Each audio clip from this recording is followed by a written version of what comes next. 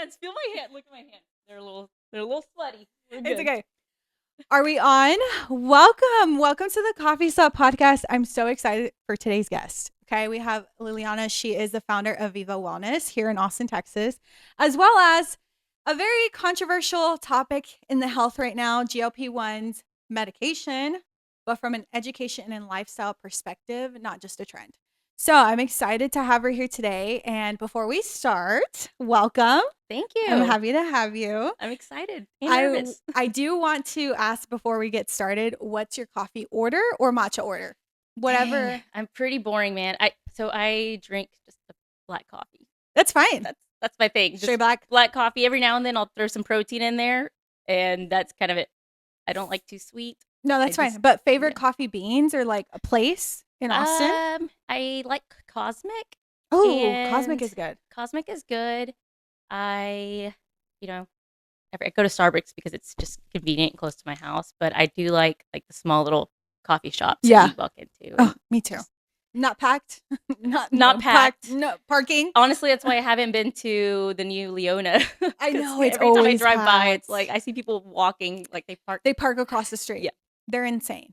But I do want to start off with some controversial takes, especially me as a coach, being in the health industry. I know a lot of people have mixed feelings about GLP-1s. So, for example, fitness culture preaches calories in versus calories out for decades. GLP-1s just proves biology-wise was part of the equation. Controversial, not? Yes. So, yes, your intake matters, and how, we manage the calories, and, are we focusing on processed foods or good whole foods? That matters, and that should always be the foundation. But whenever we have people that are obese, they're overweight, their hunger cues are heightened, their satiety cues are lower, they have insulin resistance, they're dealing with something way different that most health coaches that are, have been fit all their lives don't know, don't experience. And, I've been through that. I've been fit in high school and college, gained a bunch of weight after, and now I'm working on fixing all that again. So I've been through it all, and it's difficult. How easy it was when I was in college or high school to get in shape or lose weight. Doing it now, that's why. So yeah. Especially as we get older. As we get older, it just becomes a little bit more difficult. But yes, I think with the medication, it proved that it wasn't just about willpower. It wasn't just about discipline. There's actual mechanisms in place in your body that are making it difficult for you to adhere to the healthy diet. Yeah, and I agree. There's another one. GLP-1 shots aren't cheating, but pretending they're just discipline in a syringe is also dishonest. So again, that kind of goes back to what we just reviewed. When you're on the medication, what it's helping you, it's basically just putting you at an even playing field with somebody that doesn't have all these insulin resistance or metabolic dysfunction. It isn't cheating because obesity itself is a disease.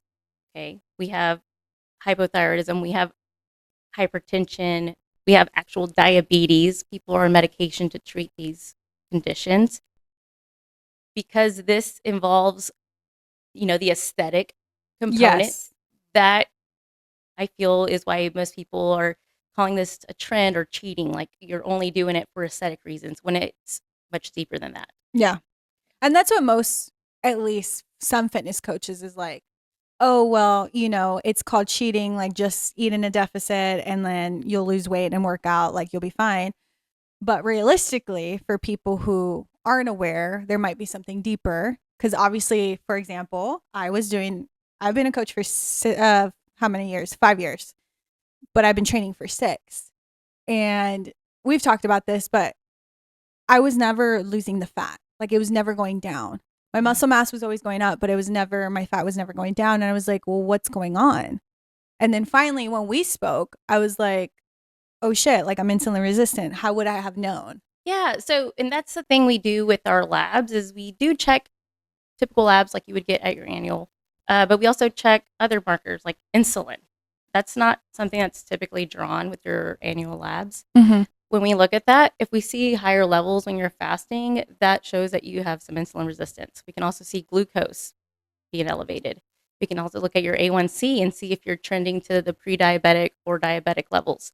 So that is not an opinion. That is true fact. Like, we're looking at these markers Mhm. to make that diagnosis and to help guide you on the proper treatment to get to your goals. 'Cause it's not just all about being in a deficit. If it was that, all these people that are like starving themselves would be losing the weight, and that's not what happens. Yeah.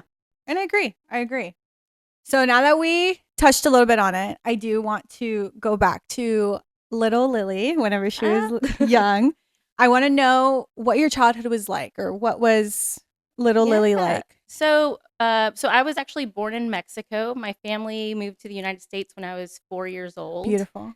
Uh, we came here legally, but the visa expired, and so a lot of my childhood, because again, we were a family of four. It's expensive, and honestly, back then people would just overstay, and Mhm. that's kind of what happened. As a 4-year-old, and as you grow up here, this is all we know, right? Yeah. It's a little bit. Uh, my childhood is a little bit more of. I grew up a little bit faster. I had to be the translator for my parents, um, and so it's a little bit different. But I think that's what shaped me as the person To I who am you are today. today. Yeah, but for the most part, very happy. My family is very loving, very close. Both my parents are still married. I grew up. I have three sisters. Are you So the oldest or the I am young? the oldest. Okay, I'm the beautiful. oldest. I have a Yes. lot of eldest daughters on here, and I love it. I do want to know, like, growing up, I know you mentioned that you were a little bit active. Were you always active, like fitness, wellness? Did you know a lot about it when you were young? High So school, everything like that? I went to a small school, so the sports that they offered, you were playing them. Otherwise, they might not have enough to make the whole team. So I did everything: volleyball, track and field, basketball, softball, cross country, which that's probably my least favorite, but I did it. Yeah, and in college, I did some CrossFit, dabbled in some CrossFit, and just worked out. But yeah, I was pretty active for the most part. I did have a period when I was younger. It was a bit heavier, but it was something that, once you hit junior high, you become active, your body changes. It wasn't that I didn't grow up like super heavy set or Mhm. anything. So for the most part, I was pretty active. Uh, Played sports. Beautiful. Tried to, yeah, Did you go to college? yeah. Or Tarleton State University in Stephenville, Texas. That's oh where I wow. went, and I double majored. Actually, got my bachelor's in science and nursing and bachelor's in business while I was there. So did that. I went back to school after I was an RN, worked here at Austin St. David's, and decided to go back to school. I liked bedside nursing. It just burns you out. Mhm. The hours The hours, are insane. and I was a new grad. That you work night shifts. It's kind of like you Yes, start that's what I working nights, and that's when I started having a lot of health issues too. Mm. That's when I was kind of putting myself last. That is when my true change from like being fit in college to gaining weight and not living my healthiest life began.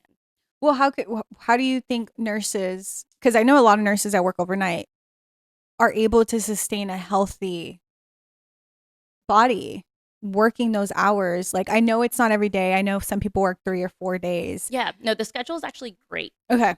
Um, when I was working night shift, it was just your days are just flipped, and so it was really hard to kind of bounce back and forth between that. I had always been healthy. I developed hypothyroidism Mm. during that time. I was sleeping constantly, and that's when I was like, "Oh, is this really night shift? Just me being tired, or something else going on?"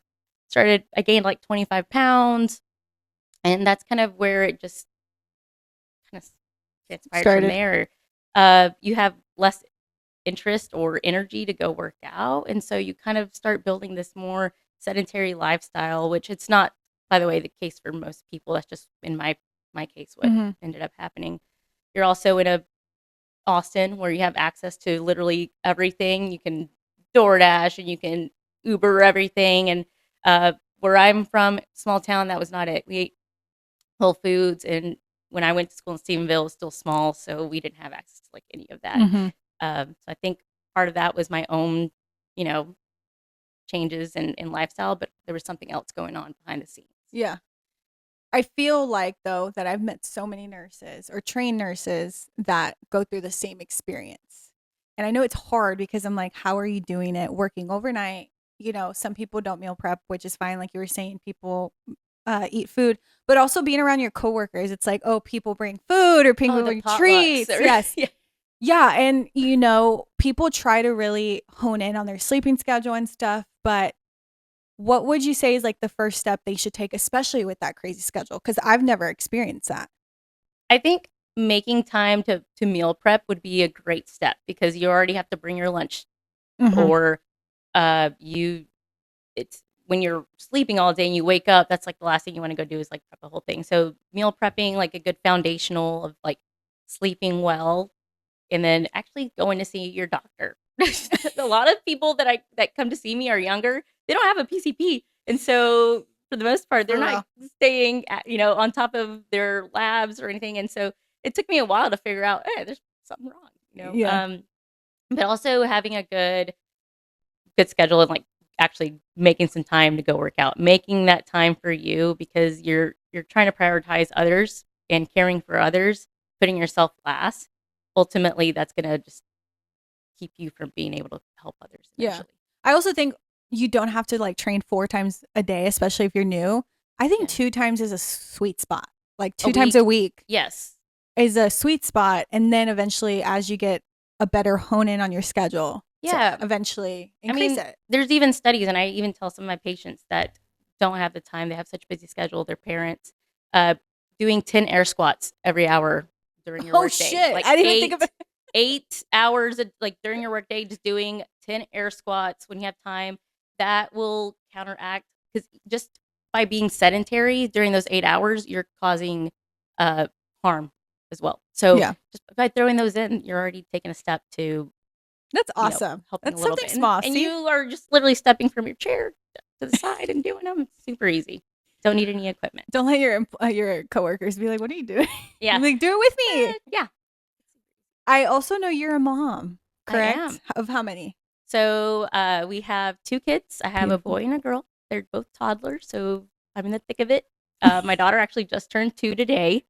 But yeah, it's crazy. And after I had my kids is when I was like, all right, we got to get ourselves in check. We love these kids. We want to be around for them. And I also, my background in being a nurse practitioner with geriatrics, I got to see people in their 70s and 80s that they wish they could live independently. They wish they had taken care of themselves to be in a position that they don't have to be in a facility having someone else take care of them or forgetting their loved ones. And so that's what kind of after I had kids, you're like, oh crap.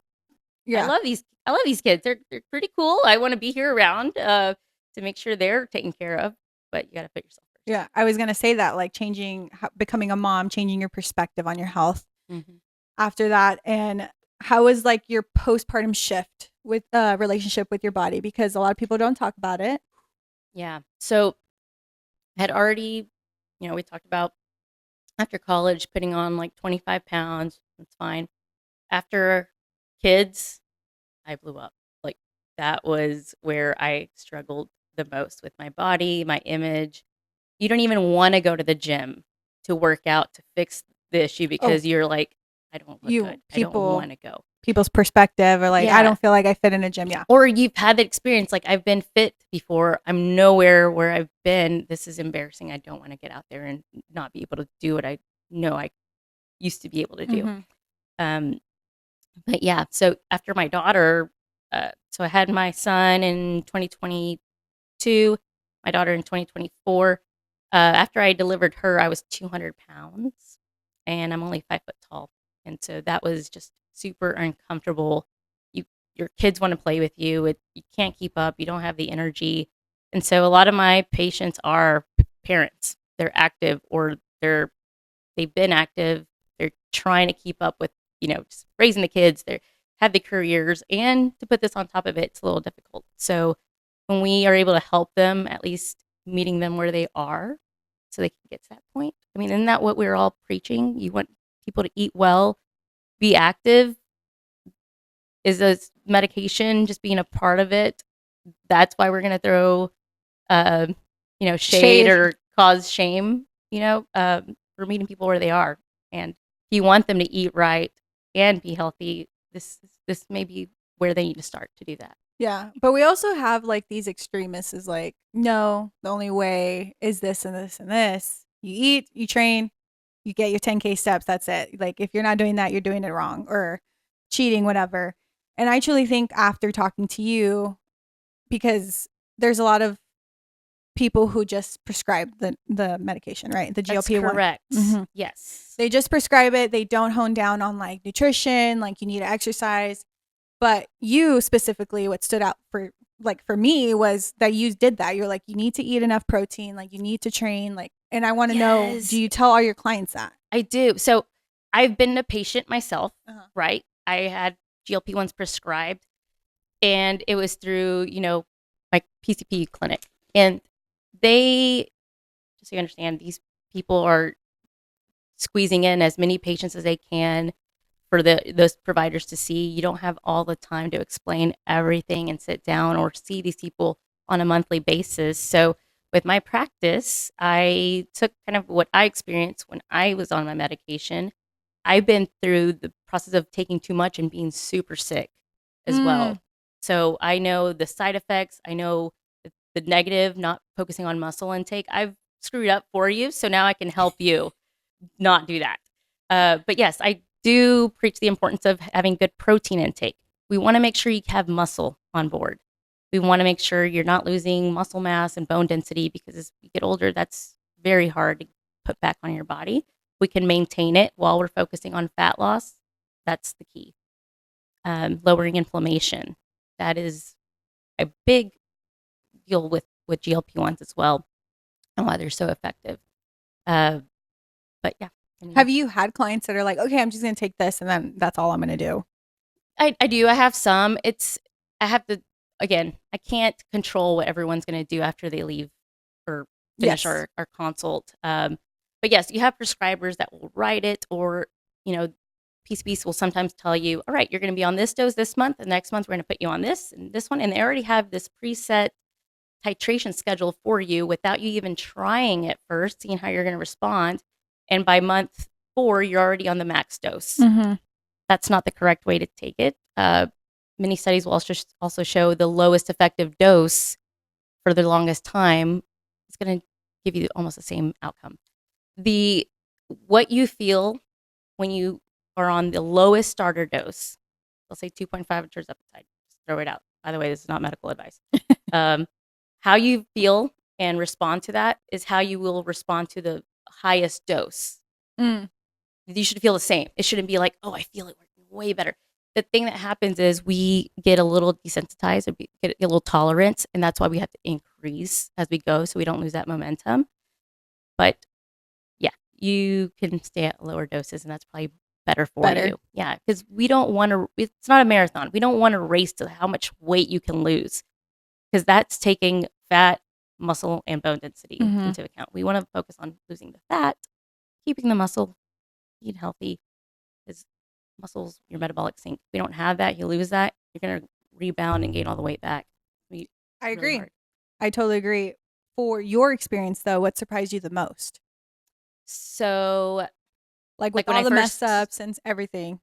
Well, the first thing, let's start with like the positive experience of when I first took it, because that was like, oh my gosh, I feel normal. And I do want to talk about that a little bit more, because I've seen studies that it helps with other things. So many other things. Many other things. Okay. The food noise, it's like somebody took a knob and turned the volume down, and the cravings are almost instantly gone. Can you explain what food noise is? Because a lot of people don't believe it's a thing. They're probably fit. They're probably, and they probably don't have the heightened hunger cue. So food noise is, so we have the reward center of our brain, right? And that's what causes us to have some happiness or seek that to feel that happiness, right? When you have food noise, your body is constantly kind of craving, constantly having hunger cues that are keeping you thinking like, what am I going to eat next? Oh, that sounds good. You're literally constantly thinking about food.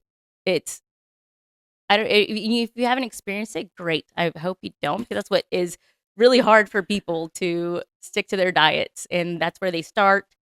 They quit because they don't see the progress, because you have to keep up with these things for the to reverse insulin resistance and fix things. It's going to take a long time, and most people we quit. I mean, we're human. We get discouraged. We don't see the progress we're working hard for. It's yeah, that's what causes most people to stop. Yeah. But I think the food noise and finally feeling normal, like I can go about my day and eat intentionally, not have to worry about what's the best tasting thing on here, what's the biggest thing on here, because I'm very hungry. It's like, oh, what has the most protein? Like, what is going to be good for my macros today? That is what helped me the most. But as far as like potential side effects, whenever I was on my GLP-1 journey with my provider, and also no issues with her, she was doing what they were told to do. Like, Yeah. these are the guidelines for GLP-1s, like start on this dose and increase. Um, yeah, I ended up in the hospital. I was so sick, could not eat. I was throwing up, did not feel good for like 3 days. Didn't have a bowel obstruction, but everything just slowed down. And I already didn't have a gallbladder. So when I'm Mhm. throwing up bile, I'm like, oh, that's not good. So just knowing that, that's what helps me help patients understand, like, listen, it's not a race to the finish line. Mhm. We can take this step by step. Let's do this correctly so you don't end up in the hospital super sick because you took the wrong dose. And also, that's why I also recommend proper sourcing. Like, you don't want a lot of people are buying things online and getting sick Yeah. from those, and I've been seeing that. then they're like, GLP-1s are bad. No, the GLP-1 that you got from your shady gray market Yes. website is probably not good, and who knows what you mixed and gave yourself. So let's not put that all in the I think that's crazy you say that, because one of my clients, she is on trizempatide, and she was telling me that one of her friends was outsourcing from this person that was selling it.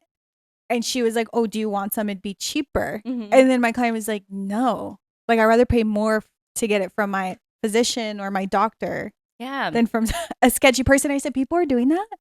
The vials will literally say not for human use, or they'll say for research use only. That's really a loophole too. Shoot. Okay. People are shipping these peptides, from overseas, China. Um, there's no really way to hold them accountable, make sure that it's being kept in proper storage, uh, if it's actually what it says it is. I mean, you can create a lab like a printout like you see on those, like you can do that Yeah. with ChatGPT. Like, come on, like that is not ChatGPT of the world is just out there. just out there bro sciencing, prescribing for everybody. Exactly. But yeah, so people will get these and inject them, and yeah, people get sick. The concern is it's not sterile. It may not be sterile or clean, and you're injecting that into your body. And so I only prescribe from actual compounding pharmacies here in Texas. You have a real pharmacist that's putting it together for you. You have me as someone leading your And guiding you. yeah, and Mhm. guiding your whole journey with. Yeah. And I love that. And I do want to talk on some touching points of what else GLP-1s and like a trizempatide helps with. Yes. More than just like helping you lose fat and like weight loss. Yeah.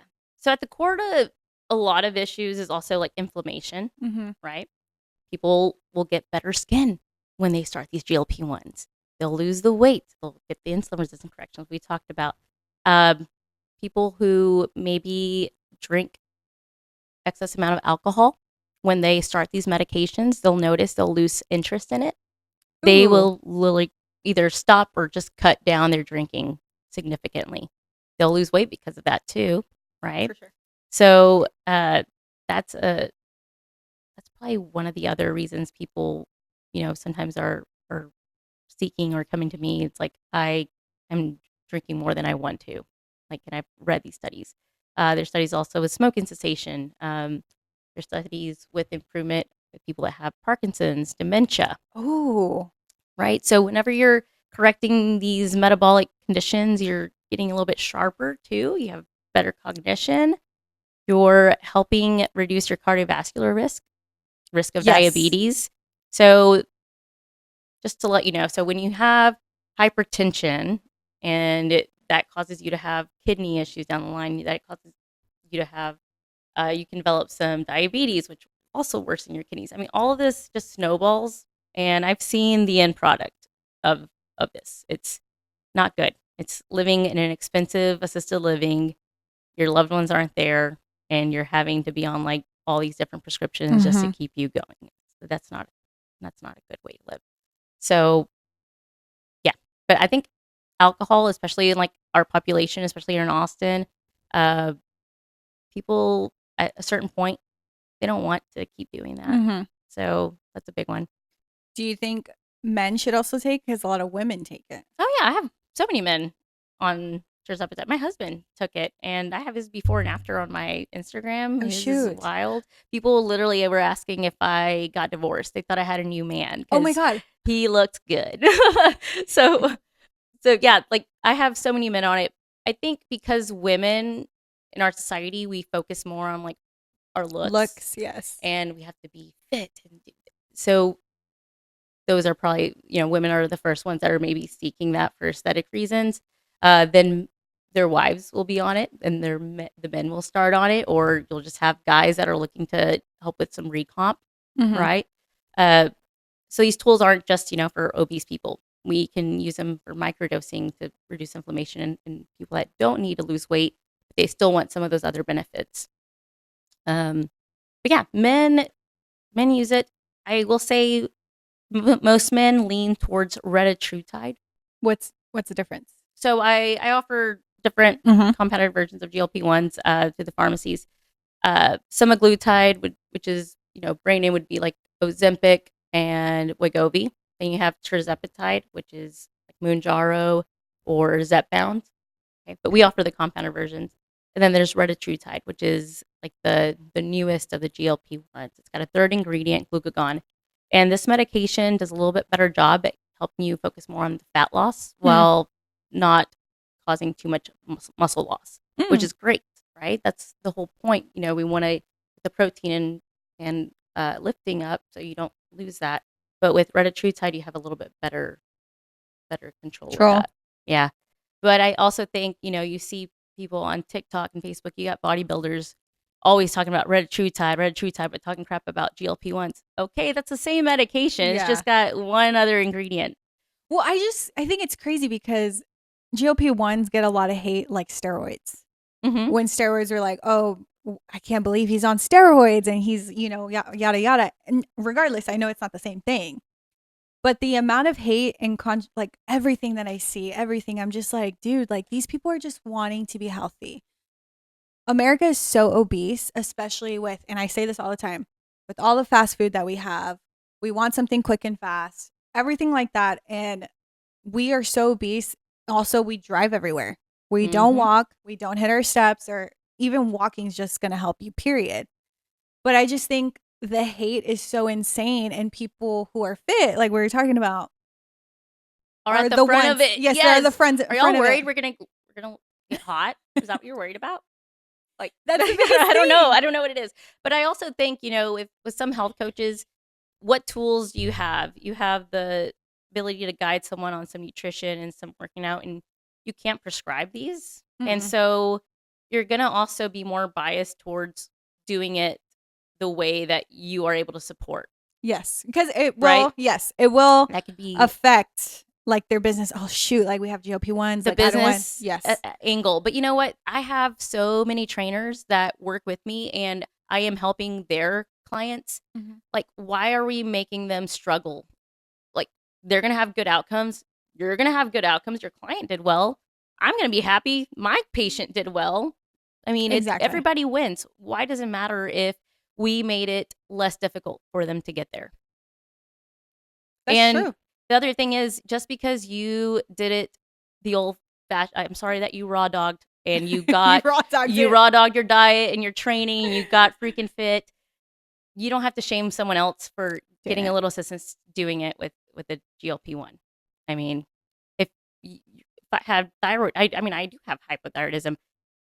If I was on my thyroid medication, you wouldn't be shaming me for it. It's also improving my metabolism. It's in a different way, but we've gotten so like GLP-1s for people to lose weight and just look good. No, it's so much more than that. Yeah, exactly. But GLP, or not specific GLP-1, but Ozempic was necessarily just for diabetics when it first came out. Mhm. And I think with the snowball effect of like, okay, well, I'm not diabetic, but let me take it. That's when it started being a little like controversial. Like, Yeah. oh shit, well, this is only made for diabetics. Why are you taking it? Oh, to lose weight, to cheat your way out. But then, they made something separate, GLP-1s, triazepam, everything for people who are obese Well, and have Ozempic, underweight. all they did was have a rebrand. It's the same Hmm. medication, Wegovy for weight loss. See, that's what Then I'm we have saying. Mounjaro for diabetes. Oh, let me get the same drug and just call it Zepbound for weight. It's all a rebrand. Okay. It's the same medication. This same medication can kill so many birds with the same stone. That is also what is like, is Big Pharma like worried about like what is going to happen with everybody else when they fix their blood pressure issues. I have so many patients that come off I saw that. Yeah. blood pressure medications and even hyperlipidemia, their cholesterol changes. They get healthier and they don't need all these other medications long term that they've been using while they maintain a poor and healthy lifestyle. So this is my question for you though. Do you think people need to be on it for the rest of their lives? No, they don't have to. So I've actually been off of mine for about 4 months. Beautiful. And I had not even gained back any of the weight. I'm actually working out harder. I'm working more on focusing on muscle growth. You don't have to be on it, but they are approved for long-term use, and obesity is a disease. So if you need this for the rest of your life, okay, we can do that. It's not a problem. And you were the first one who told me about microdosing, Mhm. like slowly getting off of it. Yeah, How does so that help? so I have different ways, and everybody's different. Once you meet your goal weight, and we're working more like on recomposition or coming off the medication because you've learned to eat better, your hunger cues and satiety cues, we're good. This is good, right? We're at the point where we don't need as much of this medication because we've developed these better habits, right? You can start lowering the dose a little bit. I also have some people that will do like every other week. They'll do a little bit. On and off. Okay. Yeah. And so that's kind of how I guide it. It depends. I don't know how you're going to do when I lower your dose. Is it too much? Did you like have just this heightened, hunger that was really hard? Maybe we'd need to do a little slower, but we can definitely Ease do off that. of it. Yeah. Also, people are very big on like, we're talking about a lot of people gain it back. A lot of podcasts, and a lot of people hear that, oh, well, once you get off it, you're going to gain all of it back or even more. And that's what a lot of coaches that I've heard scare people to not take it. Mhm. But usually it's like, okay, a lot of people have underlying conditions that we don't know about, especially as a coach myself, unless they express it, like unless they tell me. So what do you think about that when people say that and like scare people who haven't even tried it? So that can happen, right? That can happen is if we did nothing different while we were on the medication besides take the medication. If you were eating fast food and now we're eating less fast food and we didn't make any steps to correct and get proper nutrition and start lifting weights. I always say lifting weights. It can be any type of exercise. I just think that lifting is so important for muscle. Oh, I'll say that shit. Strength training is most important to me. Running. I freaking hate running. So, I hate running. Like some people love it. Great. Do the freaking running. Okay. But lifting weights is typically what I have patients recommend. But the reason you see people that just regain it is because when we lose weight, right? And I'm going to kind of simplify this. Let's say you have this part bone, this part muscle, this part fat, right? And we're losing weight. When we're losing weight, we're not just losing fat, remember? Yeah. We're going to be at a deficit. And if we're not doing all the right things, we're going to be losing muscle. Okay, then what's going to happen? That's when our metabolic sink. Our metabolism and base metabolic rate is going to drop. Now we need even less calories to be at a deficit for you to lose weight. You're going to have less muscle on. So say you come off the medication, okay? Now your muscle started here. We started here, right? Muscle's here. If you're not working out, you're going to gain the fat and your muscle's going to stay here. You're going to have a harder time. So it's super important to do it correctly. And that's why with my patients, I am always trying to help guide them on the right way to do this, because anybody can write you a script with a license. That's not what we want. We want you to do it well and intentionally and take advantage of that neuroplasticity that we're getting while we're on the medication and start making better habits. Yeah. Like, you can totally do it. Make those life changes for sure. Because that's why people gain it back. Because sometimes Yes. people just don't change their habits. Yes. Think of them as training wheels. I tell people, think of this as a training wheel while we are working on getting our stuff together so we can maintain a healthy lifestyle. We don't have to write every macro down, and I don't expect you to do that or weigh your food. Let's just have some type of idea of what this much protein looks like, how many carbs you should have in a day, and keeping fat and just hopefully avoiding sugar. I try to avoid sugar as much as possible. I get it from like fruits and things like that. But yeah, just teaching them some basic education, because most people don't know this. Oh, I didn't know this. Even in like high school, I didn't know this. It was more in like college when you start, By meeting yourself. other people and other athletes, and they're getting more intense, and everybody's different. I see everybody from the extreme to your overweight person that hasn't hit the gym in like years to your Ironman ultra marathon runners, Right. so your super high peak performance patients. So I have the whole spectrum. I love that. Yeah. I've worked with the whole spectrum too. So just Yeah. saying. You just gotta Just meet saying. people where they are. Exactly. That's what I say too. I tell my clients, I'm going to meet you where you are, but I'm not going to leave you there. We're going to progress slowly but surely. Yes. Okay. Like, I'm going to meet you where you're at.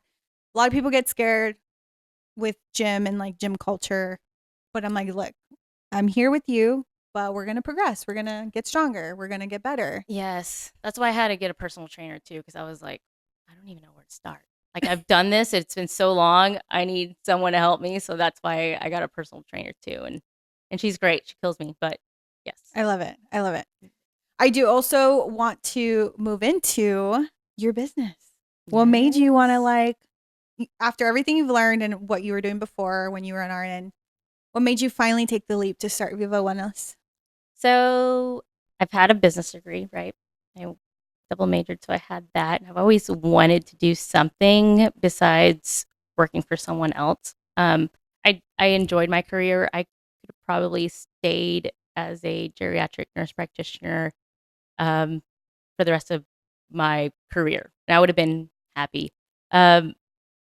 Once I had kids, also having my work-life balance. So yeah, this is where I want to have a better work-life balance and get my own schedule. And now I'm like doing my finance, my All the marketing, my time. thing. What was I thinking? But I love it. And it's like my baby. I am putting the time and effort to my business, my patients. I want to make sure everyone's happy. They're seeing value in the care they're getting. But what really drove me to start this was like my own health struggles, going through perimenopause, early, having those symptoms earlier, like in our 30s, which nobody talks about. I was dismissed multiple times, but when I went to my OBGYN, and then losing the weight myself and feeling so much better. Like, I look at my life before and then look at it now, and I'm like, what were we thinking? Like, why were we eating so terribly? We didn't get any exercise. Like, what were we thinking? We were pretty much in survival mode. But yeah, I think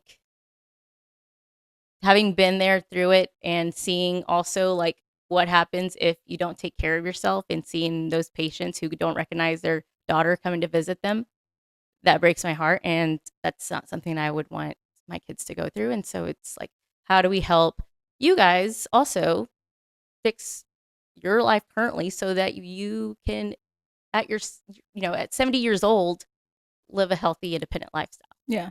And I love that. And I love that perspective, because women are so complex and our bodies are so complex. And I'm just like, this is why we need to do more research. Obviously, like, a lot of doctors still don't know why women's bodies do the things they do or whatever. Yes. And a lot of the studies are on male subjects. Yes. And we are not small men. We are females. We have such different, like, we have cycles. Like, our hormones are so different.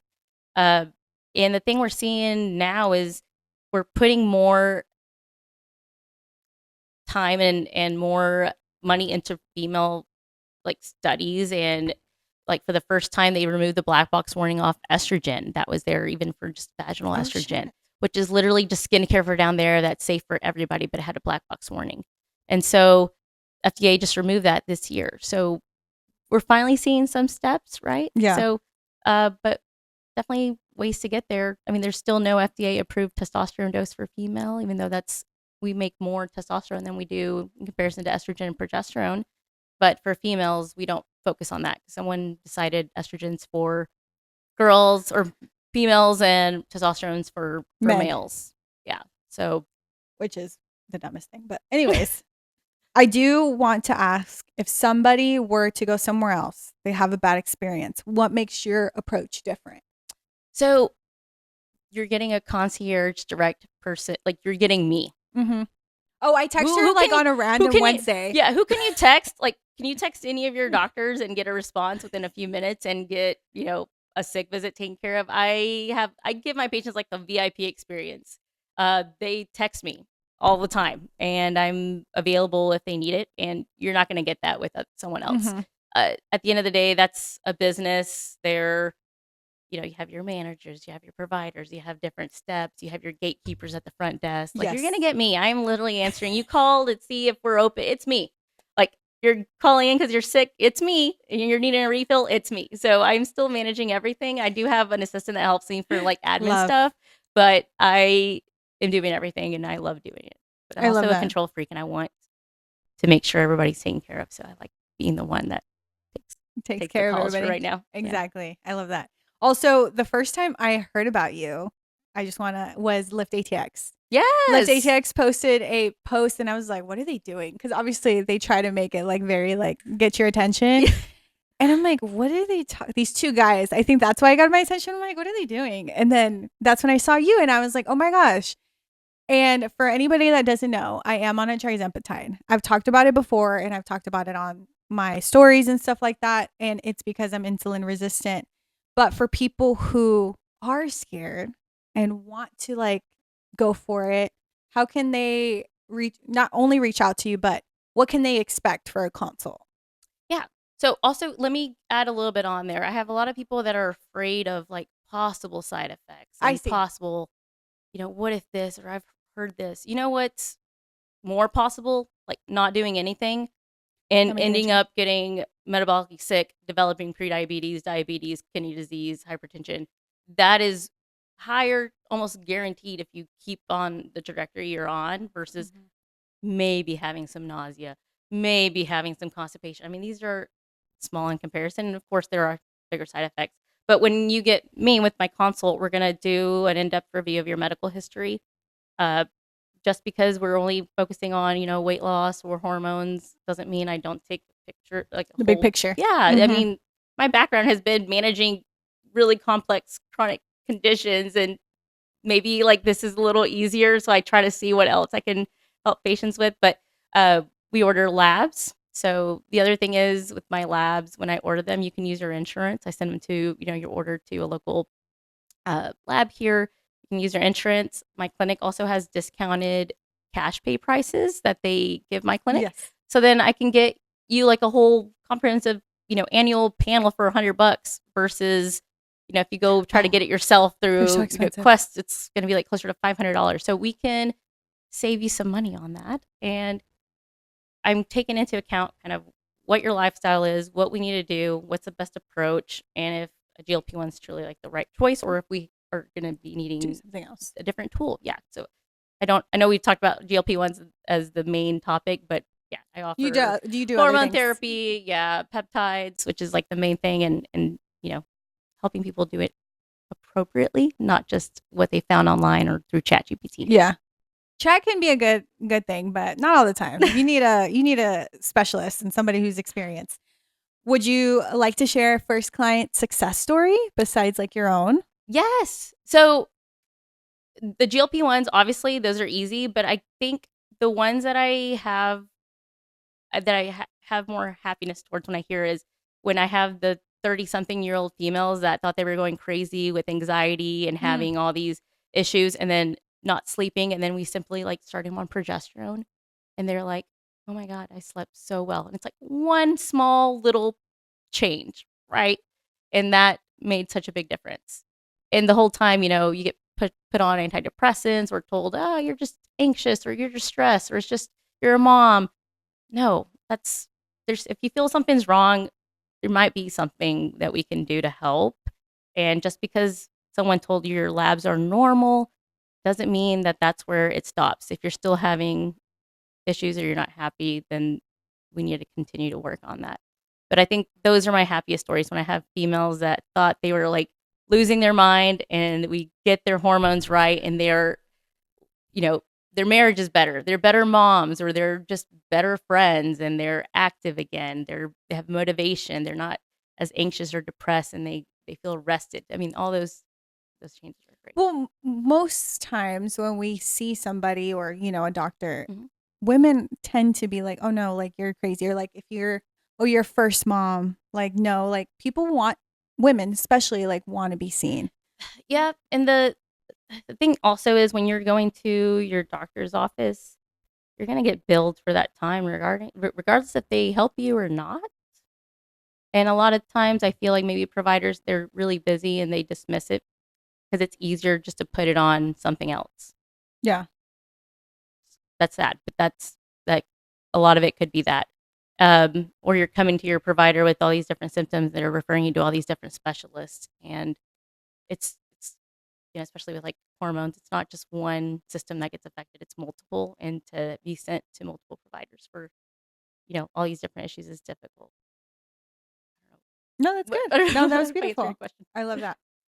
So there's a lot of people on it. Now, a lot of people don't talk about it. A lot of people don't want people to know when they're on it. And I was like, the shame and the stigma. And I think it's if someone's already, you have so many people talking crap about something and you're like, I'm taking it too. I don't want you to be mean to me. It's like, but what do you tell your clients when they feel like that? Just because of the shame, the controversy. They're not the ones carrying all this weight. They're not the ones struggling with it's your health. Just screw them. Who cares? Like it's your body, your choice. Get snatched, get healthy. Like screw them. And if they're really having these thoughts, like, are they really your friend? And who cares? Honestly, I love that. I need more people to like be like that. Like, who gives a fuck? Are you paying my bills? Didn't think so. Your opinion? No. What would you say if there's a coach? Because I do want to ask if there's a coach who is very controversial about the thing. Is like, okay, well, you can do it the old way. How could you convince them? And not like an argument kind of way, just seeing your perspective. No, I mean, there's opinions and then there's actual objective data. And I'm not going to argue if I'm arguing with somebody that's only based on opinions and they're not willing to see the actual data, then I don't think there's a conversation really that's going to change their mind. But no, I think these medications, they're revolutionary. They're here to stay. We're not going to get rid of them. And coaches should be working with those patients instead of like shaming them. I've seen them like, oh, we're going to get you on a workout plan and, Ozempic, you won't even give it a second thought. That might be a drug that someone truly needs and you're already shaming them and they may not seek the care they need to actually fix something because of that. The other thing is use that to your advantage. Hey, you're on GLP-1. I'm a health coach. Let me help you be successful on it. Let me help you. I know that you are going to struggle with muscle gains or we're going to worry about muscle loss. Let me help you on a plan that's going to grow some muscle for you. Yeah. Like let's accept that people are on certain things and let's work with them instead of being like, oh, you're on GLP-1. Sorry. Well, even Serena Williams is on it. Yeah. And that should kind of tell you have these professional athletes. They did not have a discipline problem. If anybody is more like, who would be more disciplined than Serena? Like, come on. I mean, you have all these other people, but at this, at some point you get older. Biology it doesn't matter. You're going to get older. It's going to get harder. You're going to need some help. She also had kids though, correct? Yeah. Yeah. So, right. I get it. I'm like, she's a fucking athlete. She's an incredible person. Like that wasn't her issue. Yes. And I have so many athletes and trainers, even on these medications, because they see that, there's more benefits besides just, they're not even overweight. They need it for some other reasons, but even they have some trouble with proper nutrition at times, and this helps. And if this is someone that's a trainer, like this is their job and they're struggling with it, your average Joe is going to have probably way more of a difficult time with it. So if these people are on it, or if they look really good, they're probably on something. A lot of times it's best not to gatekeep. And, a lot of people think, oh, I need to look like them. I got to do all these things. And it's like, they could also be taking something that's making it a little easier. They just haven't told you. But also, I always preach this about wanting to look like other people. You're genetically made different. You should want to look like you. You should want to. Yes, you get inspo like, oh, she's gorgeous. I love that for her. But you should be comfortable in your own skin. And I think, and I know GLP-1 helps a lot with that, and helps with underlying conditions and what we were talking about. But people shouldn't feel guilty being in their skin, especially if they're obese. They want to get healthier. And I love that you help them in a way and cater to that. Yeah, we're not going after skinny. We're going after how to get you healthy so you can live long and well. It doesn't matter. We don't expect you to drop to 6% body fat. Come on. That's unrealistic. Unrealistic. Come on. So all we're trying to do is just help you get a little bit of a break so you can maintain that healthier lifestyle without, taking it to extremes. And I think also changing your mindset to, I want to be healthier version of myself than my aesthetics. Yes. It makes such an impact. I want to be stronger. I want to have great bones. I want to have good muscle. You change, right? When you're young, you want to look good. These are the reasons. When you're older, you want to do it for different reasons. So I want to get hotter as I age. Yeah, my God, that's a cherry on top. That's the cherry on top, right? We're getting all these benefits, but wait, there's more. You're gonna look hot. So, yeah. I do like this little question, but also, it's not always accepted. But this is what I thought of. Why do you feel like people accept cosmetic procedures more than people who are on a medical weight loss? I don't have any clue, because you have the same people saying, "Go, girl, get your boobs done, get your nose done, you're on Ozempic. Oh God, that's for diabetics. You're gonna go to hell." What? This is the double standard. It makes no sense. I think people are choosing, and also, could it be that you have to go get surgery for this? It takes someone to do it for you. This, you could do it on your own type of thing, right? Yes. They're I don't know, but still, we got to stop reducing GLP-1s to just aesthetic weight loss drugs, because they're much more than that. Yes, some people want to look better. That's we didn't break any laws by doing that. All right. Everybody has the right to feel great in their skin. And if that's going to be losing some weight for you to feel better and be happier, go for it. That involves a cosmetic procedure, go for it. I don't see why someone should, poop on this, but not be on this. I don't know. Hey, just saying. Okay, before we finish off, I do want to do a little, just fast, quick, if you're able to answer it with the GLP-1. 3 habits everyone should build with or without a GLP-1. Okay. Proper protein intake, lifting, and getting better sleep. Movement for busy moms. So I love a Peloton, but something you could do without working out is just going on a walk with your kids. Literally, just love that. They love to ride a bike, or literally, if you have a stroller, you can go on a walk. You can go to the park. Super free. You can do it. But also, being at home, I love having just dumbbells and just doing a quick workout. Yeah.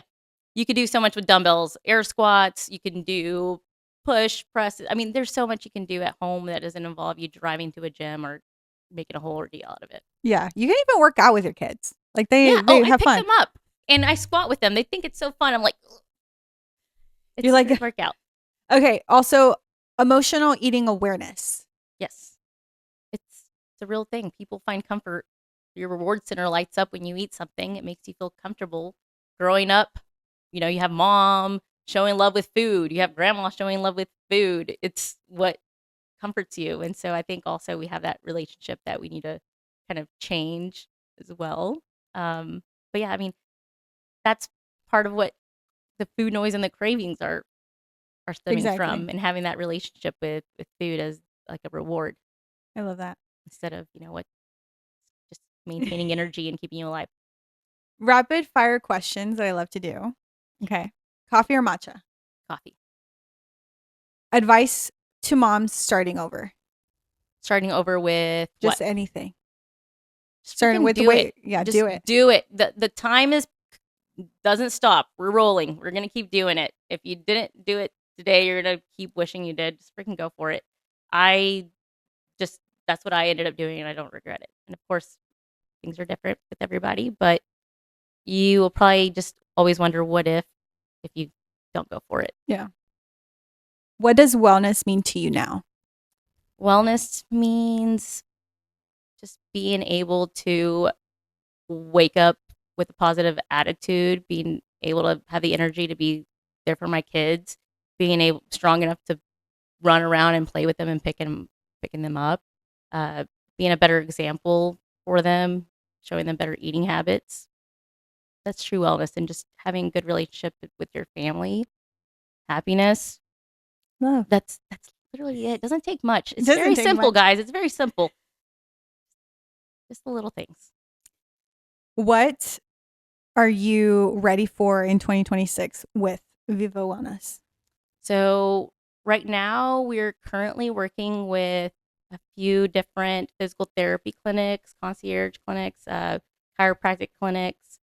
We have plastic surgery group coming up. Wow. We haven't locked that one down, so that one's in the Manifest works. it. But also different gyms. We're working with them. A bunch of gyms are kind of offering more of like the recovery and more of like their on-site assistance, especially like with performance medications and proper sourcing, getting lab markers. And so like with Lift ATX, that's something I help With them. Yeah, I have a collab with them. Their members get discounts with our practice.